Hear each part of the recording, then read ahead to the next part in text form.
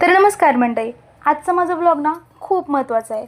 त्यामुळं माझ्या अवताराकडे लक्ष न देता माझ्या व्हिडिओकडं आणि माझ्या बोलण्याकडे लक्ष द्या. बऱ्याच दिवसांपासून ना मला बाहेर जाऊन जॉब करायची खूपच इच्छा होती. शेवटी मला बाहेर काही कामच मिळेना, कारण 2 मुलं, त्यातून मला पार्ट टाईम जॉबवर कोण ठेवणार. शेवटी नवरा मला म्हणाला की तू घरातल्याच कामावर राहा, मी तुला घरातल्या कामावर ठेवून घेतो. म्हटलं अरे वा, नशीबच आहे माझं, हो की नाही. आता बाहेर नोकरीला आहे म्हणजे घरी ती काय आरामात असणार. अहो कसला आराम, बाहेर निदान आठवड्याची सुट्टी तरी असते, घरात तर ती पण नसते.